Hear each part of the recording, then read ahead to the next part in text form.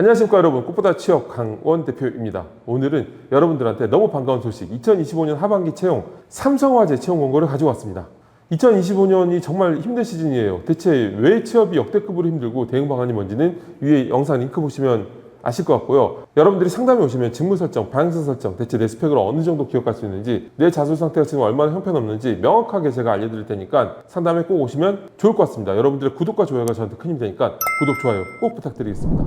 자, 삼성화재 어떤 기업일까요? 이제 1952년에 설립된 보험사인데 화재, 해상, 자동차 상해, 배상 책임 보험, 장기 손해보험 등 천여 종의 상품을 취급하고 있습니다. 1993년에 이제 삼성화재 보험을 사명을 변경한 기업이고요. 자, 직무는 영업관리, 손해사정, 상품 개발 계리, 계약 심사, 언더라이팅, 글로벌 사업계획 운영, 자산 운영, 디지털 서비스 기획 운영 등 다양한 직무가 있는데 영업관리가 티오가 제일 많겠죠. 자, 자소 항목을 보도록 하겠습니다. 삼성그룹은 일단 모든 계열사가 1, 2, 3번 항목이 있어요. 그리고 이제 4번 항목이 있는 계열사가 있고 없는 계열사가 있는데 일단은 공통 항목인 1, 2, 3번을 설명드리겠습니다. 첫 번째, 삼성을 지원한 이유와 입사 후 회사에서 이루고 싶은 꿈을 기술하는 항목입니다. 자, 이거는 지원 동기하고 포부를 같이 쓰는 건데, 근데 700자잖아요. 700자가 아니라 1000자더라도 저는 마찬가지인 게, 원래 지원 동기하고 포부를 같이 쓸 때는 직무 지원 동기를 생략하면 돼요. 원래는 지원 동기가 기업 지원 동기와 직무 지원 동기가 있고 입사 후 포부가 있는데, 입사 후 포부가 직무에 대한 커리어 플랜이잖아요. 직무에 대한 커리어 플랜이기 때문에 직무 지원 동기는 뭐예요? 이런 커리어 플랜이 있기 때문에 이 직무에 지원하는 동기가 되는 거거든요. 두 개가 어느 정도 맞물리기 때문에 기업 지원 동기만 소제목으로 적고 그 다음에 입사 포부를 작성하시면 됩니다. 기업 지원 동기는 내가 이 회사를 지원할 때 프라이드를 가질 만한 부분을 명확하게 적는 거예요. 그리고 한 3문장 정도가 적절한데 거기에는 명확한 구조가 있습니다. 바로 삼성 안에 이런 부분에 함께하고 싶어 지원하였습니다 하고 두 가지식으로 바로 던지고, 일단은 내가 동기를 나타내는 거니까 나의 의지를 나타내려면 선언을 해야 되잖아요. 선언을 바로 하고 그 다음에 두 문장을 뭘로 하느냐, 총론과 강론으로 들어가면 좋을 것 같아요. 모든 글이 사실 총론에서 강론으로 흘러갈 때 제일 타이트 있게 체계적으로 쓴 것처럼 느껴집니다.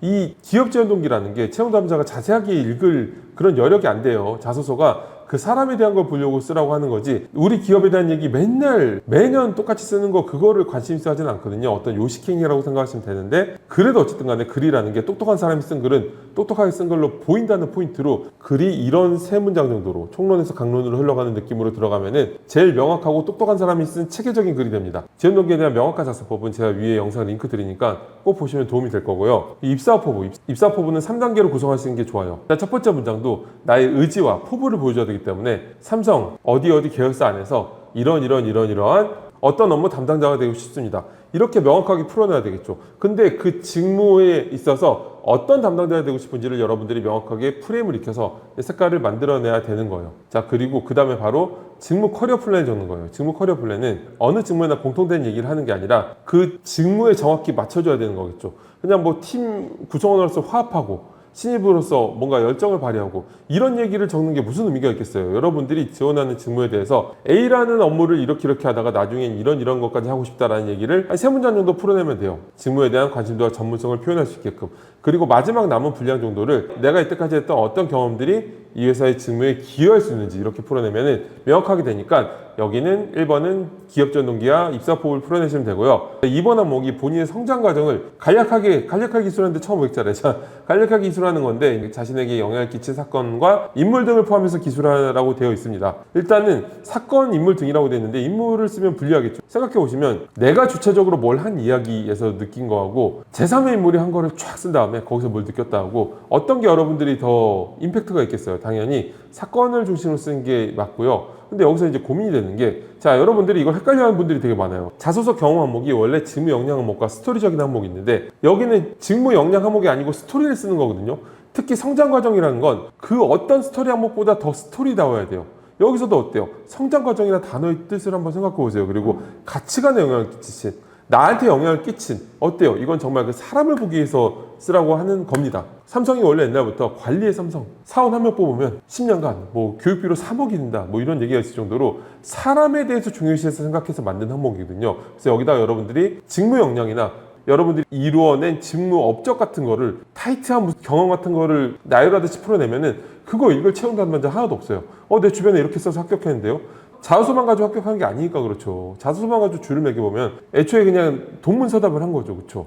채용 담당자는 이런 스토리적인 항목은 인재상 항목이거든요. 여러분들이 기업들 홈페이지 가봐요. 기업들 홈페이지에 인재상이 어떤 것들이 있어요. 열정, 도전, 창의 이런 것들이 있죠. 사실 인재상 외울 필요가 전혀 없고 기업마다 다 인재상 비슷비슷하니까. 근데 이제 제가 드리고 싶은 말씀은 어쨌든 그런 인재상이라는 워딩에 맞는 얘기를 써야 된다는 거죠. 직무 역량 항목과 스토리적인 항목의 구체적인 차이는 제가 드리는 위에 영상 링크 보시면 명확하게 아실 수 있고요. 스토리 항목은 구조가 있습니다. 바로 상황을 제시하고 그 다음에 문제점이 정말 중요한 게 여러분들도 어떤 스토리텔링, 말 그대로 스토리텔링을 해야 되는 거잖아요. 스토리텔링에서 영화, 드라마, 웹툰 이런 것들인데 주인공이 아무 문제도 없이 이것저것 하고 다니면 그거는 이 이야기를 끝까지 읽을 만한 흡입력이나 후킹할 만한 포인트가 없죠. 그래서 여러분들 자소서도 초반부에 분명하게 그 상황에서 어떤 문제가 임팩트 있게 발생해야 돼요. 그리고 이제 그 문제를 해결하기 위한 과정을 구체적으로 풀어내는 게 스토리텔링인 거죠. 이렇게 설명을 드려도 여기에 여러분들이 했던 마케팅 인턴 프로젝트, 어떤 인턴 할 때 어떤 프로젝트 경험 이렇게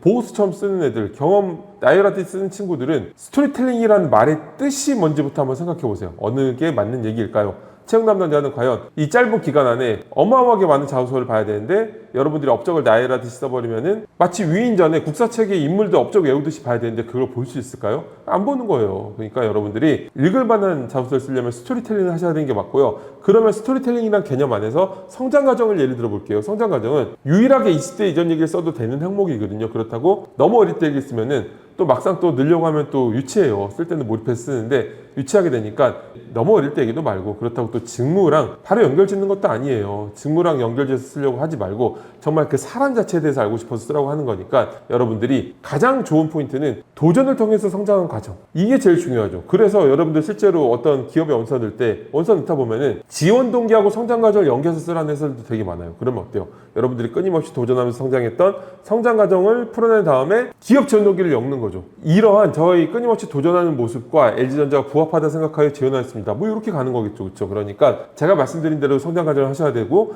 또 천자 이상은 이제 한 이야기를 대서사시로 풀면은 이걸 읽을 포인트를 잡기가 어려워요. 그래서 짧은 걸 여러 개 넣는 게 좋습니다. 저희 꽃보다 취업 학생들 같은 경우에는 마스터 자소서에서 일단은 광의 성장 과정인 성장 과정을 하나 넣고, 그리고 힘들었던 경험을 넣든가 아니면 구성원들 간에 협업하는 과정에서 커뮤니케이션 역량을 발휘한 거, 이것도 어떻게 보면 성장 과정 중에 하나죠. 광의 성장 과정으로 이렇게 구성하셔도 되고, 어쨌든 근본적 의미의 성장 과정은 처음에 하나 넣어주신 게 좋습니다. 이래도 직무 역량 항목하고 헷갈려서 막 업무 프로젝트 보고서 쓰는 분들한테 마지막으로 한 가지 단서를 더 드리면, 자, 삼성 채용 공고가 1, 2, 3번이 공통 항목이라 그랬죠. 4번 항목이 있는 기업사가 상당히 많은데 4번 항목이 있는 회사의 대부분의 4번 항목은 직무 역량, 직무 경험수라고 되어 있어요. 그렇기 때문에 그러면 공통으로 된 2번 항목은 정말 사람을 보고 싶어 하는 거구나, 명확한 증거죠. 자, 그래서 주변에 그렇게 안 써서 합격했는데요, 이런 일반화의 오류를 생각하지 말고 그냥 말 그대로 맞는 걸 씁시다. 자, 3번 항목이 이제 사회 이슈 중 중요하다고 생각하는 한 가지를 선택하고 이에 관한 자신의 견해를 서술하는 항목인데, 이런 항목은 구조가 명확합니다. 다만 이제 이런 항목을 쓸 때 경영지원본부나 뭐 인사 재무 이런 분들은 꼭 그 업계를 생각하지 않고 써도 돼요.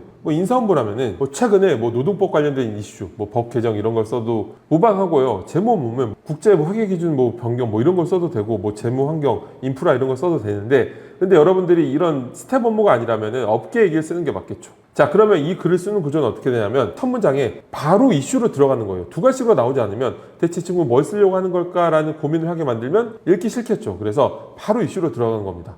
최근 뭐 땡땡 업계에서는 이런 부분이 화두가 되고 있습니다. 그 다음에 이제 천자니까 그게 이슈가 되고 있다는 걸 입증할 만한, 대체 얼마나 이슈가 되고 있는지를 풀어내는 어떤 사례들을 뭐 미국에서는 어떻고 유럽에서는 어떻고 최근 한국에서는 어떻고 이런 식으로 풀어낸 다음에 두세 문장 풀어내고 그 다음에 이런 식으로 글이 가버리면 읽을 포인트가 없죠. 그래서 이쯤에서 또 문제점을 주는 거예요.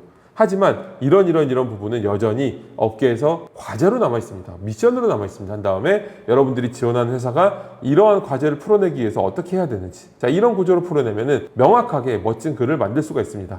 자, 4번 항목이 있는데 4번 항목은 방금 전 말씀드렸던 대로 스토리텔링을 하는 게 아니라 직무 역량을 풀어내는 거예요. 직무와 직접적으로 관련 있는 경험을 통해서 내가 얼마나 전문성이 있는지를 풀어내는 겁니다. 그래서 커뮤니케이션 역량 뭐 이런 거 쓰는 거 아니고요. 일단은 어떤 경험들이 있을까요? 당연히 제일 중요한 건 중고심 인턴 같은 업무 경험, 그리고 관련 프로젝트 경험, 관련 대외 활동 등등 이런 뭐 협상력 뭐 그런 것들을 업무에 맞는 것들을 쓰는 건데, 제일 중요한 건 업무 경험이겠죠. 그래서 제일 이상적인 건 소제목으로 구분해서 업무 경험을 한 500자로 쓰고, 그리고 나머지 한 300자 정도를 데이터 역량이라든지 여러분들 직무에 맞는 것들을 하나 소제목으로 구분해서 풀어내는 게 좋을 것 같습니다. 삼성화재 이제 손보사 중에 정말 경쟁력 있는 기업인데 여러분들도 삼성화재에 들어갈 수 있을 만한 좋은 기회를 이번에 얻을 수 있으면 좋겠습니다. 감사합니다.